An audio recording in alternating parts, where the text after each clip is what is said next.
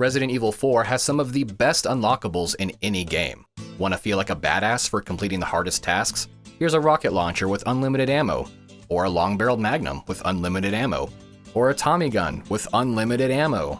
My favorite thing in the world to do is infiltrate foreign land and blast through some dirty cultists with a machine gun that never runs out of bullets. Contrary to the nature of my channel, I do love to play games in a way that makes me feel like a god. I love doing it so much, in fact, that I had to find a way to turn it into a video. How do I try to make RE4's most overpowered mechanic at least somewhat of a challenging experience? Hello friends, my name is Volantis, and I like assembling overly contrived challenges just for the hell of it. Here on the Volantis Moon channel, we like unconventional challenges, but it's never been about making a game brutally punishing. This isn't Sekiro after all. I occasionally get comments saying that my challenges aren't hard, but those people have missed the point. It's about having fun in an unusual way. So cram it up your cram holes, you miserable cucks. But in all seriousness, the feedback I get is overwhelmingly positive, so thank you all for enjoying what I make. It means the world to me. But anyway, I've come up with a laundry list of a rule set that I have dubbed the Chicago Carnage Challenge. We will give the Chicago Sweeper its infinite ammo upgrade to keep with the spirit of the playthrough. But instead of shredding apart the most fragile of denizens Spain has to offer, we will beef them up to Terminator status.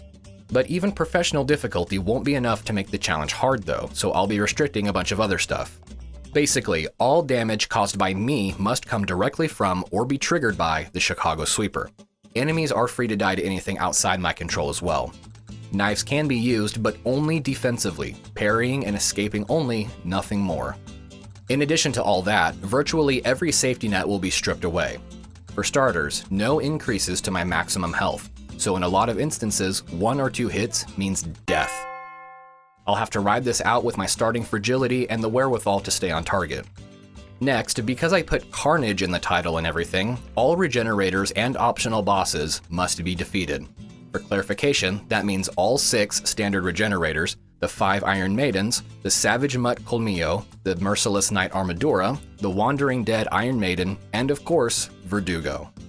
And last but not least, no merchant.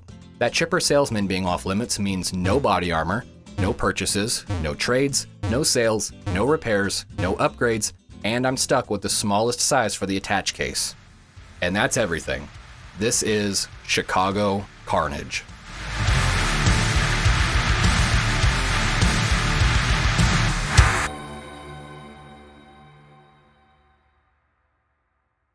To get this run prepared, I need to play through the game once beforehand. For this run to truly be no merchant, I'll need the sweeper ready to go at the end of a playthrough so I can start round 2 with it.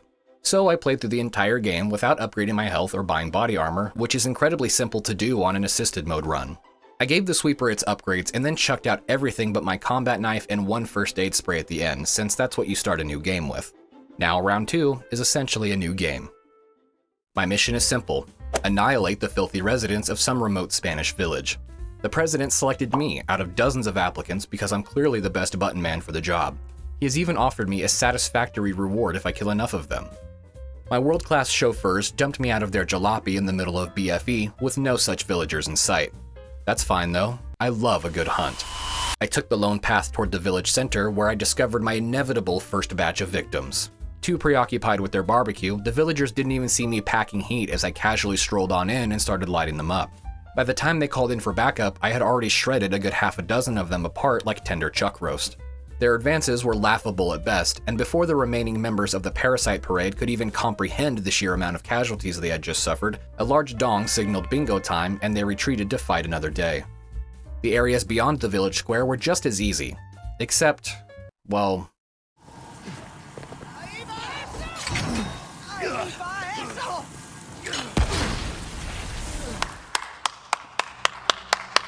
Although I got to do the farm and lakeside a second time, my bloodlust is still far from satisfied, so I journeyed over to Dynamite Valley for some more fun. The hut near the entrance is the perfect place to funnel all of this cattle toward me one at a time, so I can just mow them all down like I'm the slaughterhouse contracted to McDonald's. Or just let them evaporate each other. I snagged the hexagon emblem and blasted through every cretin on the way out of Death Chasm. My spidey senses are tingling in the direction of a nearby house. Another chainsaw-wielding madman guards the entrance, and I cut him down like all the others. I headed inside to receive my reward for eradicating these evil residents, but alas, the building was empty. I should have expected that would be too easy. With this now a dead end, I ransacked the house for a key to open that other path back in the center of town. I believe this fancy one here is just what I'm looking for. As I suspected, the key I've just acquired grants me access to the one building that connects to the church. Bit of an oversight in the architectural layout of the town if you ask me, but who am I to judge? Once I reach said church, I catch the faint fragrance of frosted blueberry perfume and cat hair. A blue-haired woman awaits me in there. I can smell it. I just need an absurdly large round key to get her out. Some more filthy townsfolk guard the bridge to the quarry as well as the fish farm just beyond it. Plenty more ganados to erase, but no church key unfortunately.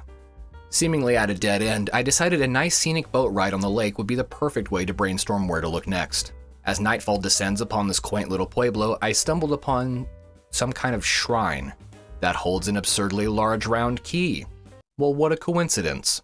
But I need some sort of double key to get this key out, so it's back out to the lake to track it down.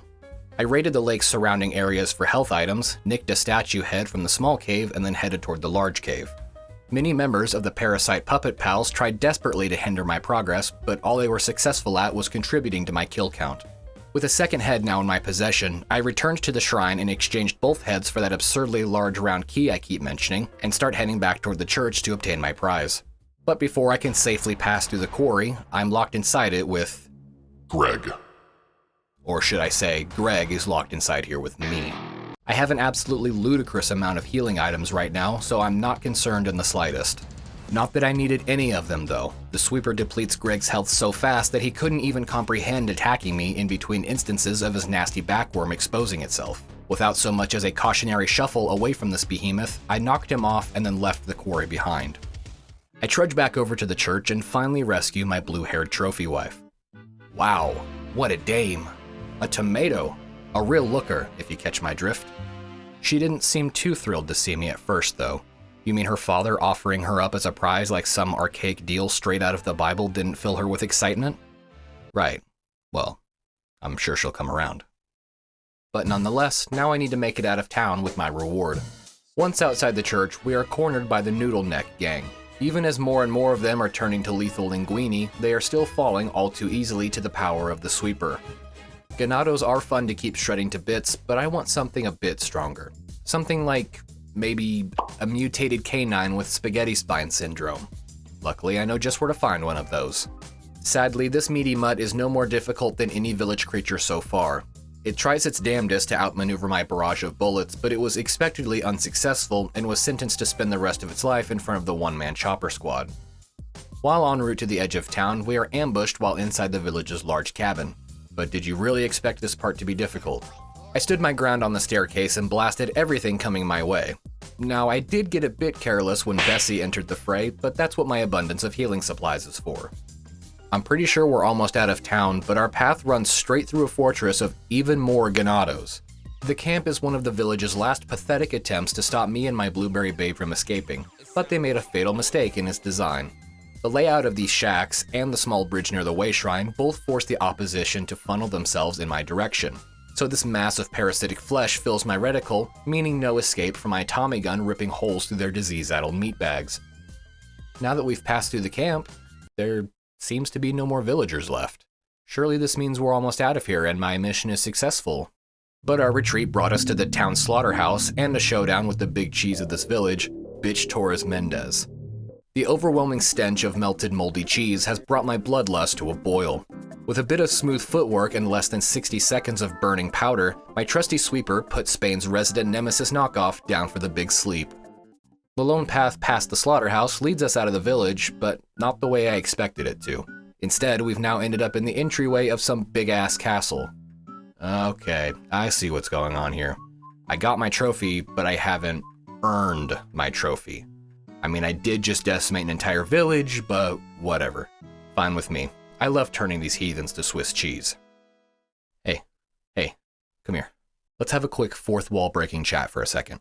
You see how easy this has been so far? Yeah, me too. I'm really hoping the difficulty picks up soon. I didn't expect the village to be hard anyway, but I thought the 3 bosses might have given me some semblance of a challenge. The extra rules have practically not made a lick of difference either because of how much my sweeper outclasses any enemy so far. So I'm gonna make one tiny change. From this point on, I can only use knives to parry, no more using them to escape from a grab. I've only had to do that a couple times, but at least if it happens now, I'll either have to retry an area or actually use some healing items. Okay, fourth wall break over. I can feel the evil leaking out between the stones of these castle walls. There are plenty more religious fruitcakes inside to shred to pieces. After infiltrating through the poorly guarded castle gate and detouring down to the basement, I get to square off with a medieval bodybuilder with a katana fetish. Stealth is key against the Garrador. The aforementioned katanas duct taped to his forearms are sure to make quick work of my chiseled physique if I'm too reckless. But not to worry, I can still parry his... I died? Horse collar! Apparently, I'm ass at parrying. So plan B. I snuck around until I felt like I had a good lock on his backworm, and then let loose on that son of a bitch and didn't let up until my slugs induced a satisfying death. Back in the castle proper, my main squeeze and I reach a rather beautiful water hall packed full of more black-robed goons to exterminate. Having an incredibly strong, fast weapon makes what would otherwise be an intense gauntlet a veritable duck soup instead. That is to say, a piece of cake. Good weapon, make game easy? Who'd have thought? Once we reach the courtyard, Ashley has a sudden migraine and asks to take a break while I continue my killing spree. Always the gentleman, I happily obliged. I peruse the wine cellar and steal a red-robed goatman's lantern, have Greg's brother Smeg reduce some enemies to blood pudding, take a few Mach 5 boulders to my own ribcage as well, then meet back up with Dollface. Something I didn't learn until taking this little detour, even after 400 hours of playing this game, is that the Lunker Bass actually increases your max health. So glad I had that thing taking up inventory space for almost 5 chapters. Know your fucking place, trash! Alright, with my gal safely in tow once more, we've reached the Grand Hall of the castle. The only somewhat tricky part here was the armory. Since the sweeper's accuracy is absolutely horrendous, it takes a second to reveal the plaga inside an armadura. If I'm too careless, they can close the gap and deliver a near-lethal slice to my liver. But luckily the knights here attack in 3 separate waves, so I'm not in so much danger that I can't reliably plug their parasites full of lead. Before we can safely move on through the rest of the castle, more cultists throw a wrench into our escape plan, separating me from the prize I've so rightly earned. Ashley's on her own now, but I know she'll be back for me.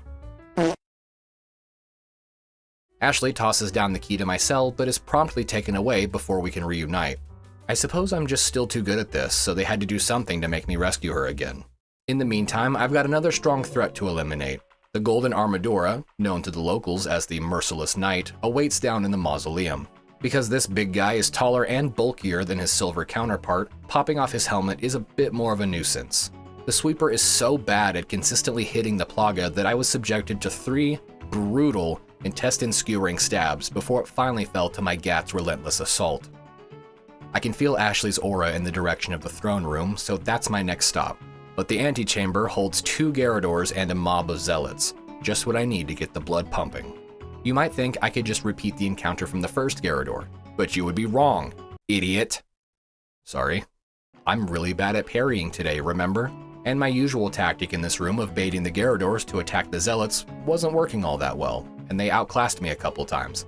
But after 4 failures, I decided to try a bit of brute force instead. It was very risky, but I got the first one down relatively quickly. That made the chore of baiting and avoiding the second one way easier, and pretty soon he was sent to the gulag as well.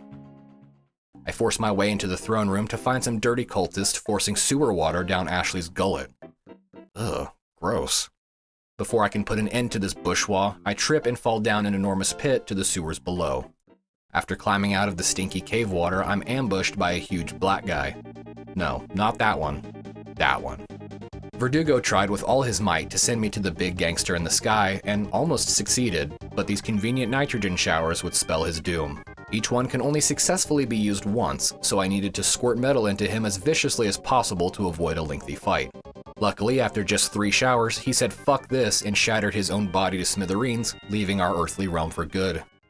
The only way forward now is to go down even further, so I hopped on the elevator and rode that bad boy down to the mines. I can smell 10 metric tons of evil and unwashed ass permeating the air throughout these caves. As I near the source of troll musk, I'm ambushed by another Greg and his brother Smeg. The heat in this room has amplified the pungent ripeness of swamp taint to an eye-stinging degree. Greg too was no concern at all. He's weaker than the village one, so I was able to dispose of him without moving even a single step. Smeg required a bit more skill. I can only shoot him right in the kisser for the moment while he pulverizes my bones into dust.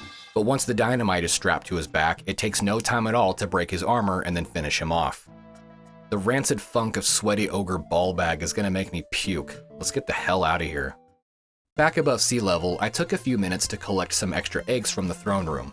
I ignored the fact that someone left their fancy gold butt plug out in the open. What the fuck is that? And then made haste toward the clock tower. As this entire encounter is just standard zealots, and I can blow those apart in my sleep, it took no time at all to reach the top of the tower. I reach the final stop of the castle grounds and confront the high pillow of this joint, demanding the release of that blue top dish. He refused, you see. Says he's gonna make me sleep with the fishes. What? I don't understand what you're saying, man. You sound like an insane person. All I really had to do was hug the pillar on the north side so as to not get reverse baptized by Ramon's black gunk fire hose. His massive size made him an easy target, so I just followed him as he bounced around the room like a 5-year-old with sundowners and filled his ass with daylight. With the castle now devoid of any life, I tracked my woman to a nearby island. Not gonna lie, I'm a little over all this. How many more of these dum-dums do I possibly need to kill to win back and keep my prize? Well, the island's first line of defense was a complete joke. Every quote-unquote soldier in my way couldn't possibly have been less of a challenge. I quickly found Ashley's cell, but I need a way inside. Searching around the facility a bit, I came across a fancy schmancy keycard. But immediately after, Jiggly Jenny stops me in my tracks. Despite these abominations being called regenerators, they actually have limited health. If you just relentlessly fire away into their blubber, eventually they will stop putting up a fight without you needing to shoot every plaga inside them. A second Jenny attacks in the freezer. She pounced on me like a horny cougar and chomped my delicate flesh, but she was still forced to ingest a fatal dose of Chicago lightning. The last stop is the incubation lab with 4 more regenerators. As expected, none of them were shown any mercy. It's very easy to kill them, not just because my gun does assloads of damage in a very short amount of time, but because they're bad at attacking. Once their legs have been severed, if you just stay to their sides, they're almost completely unable to pounce on you properly, so just light them up from there. Jennies 1 through 6, all defeated. I take my fully upgraded keycard to Ashley's cell and wake her ass up so we can finally dust out of here. Ashley's back where she belongs, and dozens more dead enemies have been left in my wake. I think we're hitting on all 8, ladies and gentlemen. There's still a long road ahead of us, and the first stop is to pass through waste disposal. On our way through, I get cock-blocked by Jenny number 7. I shredded her to bits, but this one turns into the dastardly Iron Maiden. It's still easy to rupture her brainstem in the second stage though, as long as you just keep enough distance. An 8th regenerator is in the next room. Juggling it and the zombie that tries to steal my boo was a bit stressful, but I was able to pull through. 8 out of 11 regenerators down. We're almost done with this miserably long detour, but yet another ambush awaits. So, I shot them all. What else do you want me to say? Before moving forward, I have one last optional boss to handle, something called the Wandering Dead. All the other regenerators before have been pretty easy, albeit a little precarious, but the strong Iron Maiden is an utter embarrassment and an affront to God himself. All you have to do is just keep shooting. That's it. It'll get stun locked into that spike attack, but it won't move in closer for an easier kill. After 40 straight seconds of bullet hell, it gave up the ghost. Back to business. The big bad of this cult finally reveals himself. Osmond Sewerballs Sadler. Old Stinky Sack doesn't take too kindly to me killing about 700 of his followers, so for his troubles, he kidnaps Ashley again. Fuck! This is the last time, goddammit. I want blueberries, and I'll be damned if I don't get one. While out on my search to find Ashley again, I was stopped by a man with a seriously bad ketchup addiction. Wait a minute. I know that guy. Okay, so long story short, this is the guy that got passed up in favor of me for this mission, and he's hated me ever since. Alright, bucko, it's time for Daddy to show you why you're second best. Everything up until the bridge was eggs in the coffee, the bee's knees, the cat's meow. Simple, easy, wonderful. But for some reason, the second half was getting the best of me. Whether it was dodging the arrows on the bridge, the hand-to-hand fight in the ruins, or the final showdown, I was getting my ass kicked left and right. I needed to do all 3 without dying, and each reset put me back before the bridge. I could feel my inner PewDiePie bubbling up inside of me. What a fucking nick. I felt a bit behind the 8 ball on this one. I was starting to wonder if this mission was even worth it. What am I saying? Of course it is. Any amount of suffering is worth a Shiba like that. After a bout of unfathomable rage, I calmed down and locked in. It's time to settle our beef. I expertly avoided every explosive arrow, filled Krauser with enough lead poisoning to take down an elephant, and made it to the final platform once more. Once I was up there, I simply repeated my tactic from my last video where I climbed to the upper walkway, made enough space for him to not be able to grab me, and then unloaded into his toes and kneecaps. When he exposed his face, I unleashed hell into his noggin. Finally, he died. Good. Lick my ass. I was starting to feel the tingle that only massacring a couple hundred mutated soldiers could satisfy. Fortunately, I've stumbled upon a stronghold full of them. I can only assume this is the last line of defense to keep me from my prize. But I'm not selfish. I'm happy to let another bloodthirsty fellow join in on the fun. A combat chopper pilot named Mike is here to help with the genocide. Mike clears out the majority of the bug brigade for me, allowing me safe passage through this fortress. That is, until an anti-aircraft gun suddenly appears that I must dispose of. I have a confession to make. I am a failure. In my previous 2 endeavors in this game, I came to the conclusion that the only way to disable the AA gun was to use a rocket, a heavy grenade, or as the game expects you to do, the turret. Inconveniently, it has been brought to my attention since then that that isn't the case. I assumed you had to shoot the AA gun itself and that the 3 aforementioned weapons were the only ones programmed to do any damage. Believe it or not, there actually is a soldier manning the AA gun and you can in fact shoot him instead of blowing up the machine. The major downside to trying this is that there are only 3 vantage points I could find where you can get some semblance of a line of sight on him, and for only a few frames at a time. And none of them are ideal. Down here by the barricades, behind this rock formation before the bridge, and next to the turret itself. What makes this particular task even more tedious is the absolutely atrocious accuracy of the Chicago sweeper. Not only that, but when aiming the gun, Leon shakes like an elderly man riddled with a lifetime of Parkinson's. And if you fire it continuously, he forgets how to aim the gun altogether. But I had no choice but to try this anyway. I had to painstakingly wait for each rotation of the AA gun until the lone soldier's head was visible, then spray and pray a shot would hit him. Rinse and repeat many times. With no indication of whether or not any of my shots were landing, let alone how many I had left to hit, it wasn't looking good. Empires rose and fell in the time I spent trying to penetrate this one soldier's skull, but it just wasn't happening. Mike! All clear! Huh. Well, alright. I thought I'd be here all night, but that only took about 23 minutes. Cool.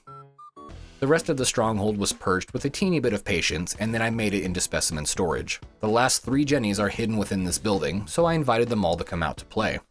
Each of them were fairly easy to delete, except that I was on the receiving end of a forceful skewering from Jenny number 10. Apparently getting grabbed by one of these spiky turds means guaranteed death. Bummer. Anyway, after a quick resurrection, I was successful in lobotomizing each of them. All 11 regenerators have now been defeated. Whee!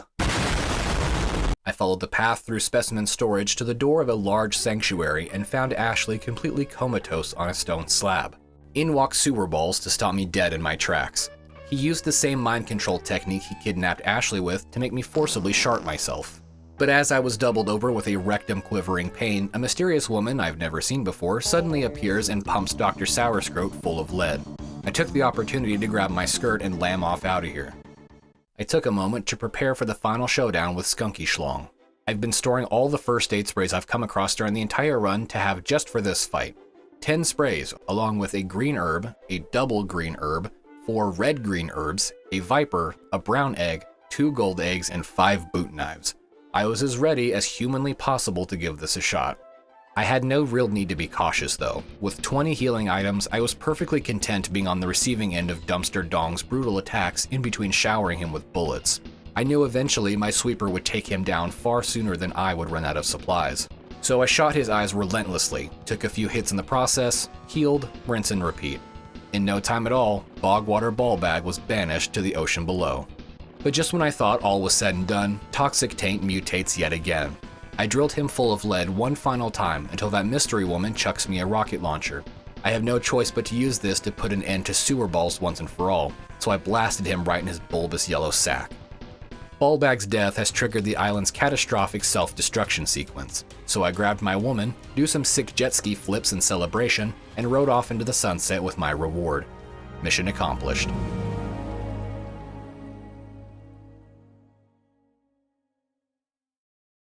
Well, that challenge was both fun and a little disappointing. Even though I said at the beginning that my videos are never about making a game as hard as possible, I was hoping it would be a little tougher at least. But that's okay, I suppose. An easy challenge was a nice change of pace for once. Now, in an effort to undermine what I just said, let's do as is customary on my channel and rank this challenge's difficulty. I really think it would be dishonest to give this one anything higher than a 2 out of 10. While it could have objectively been easier with fewer restrictions, it still wasn't difficult, except for maybe Krauser's part. A maxed out sweeper is just that good. But what did you think? Comment your thoughts on the video down below and feel free to suggest other challenges for future runs. I'm always expanding my list of potential challenge ideas.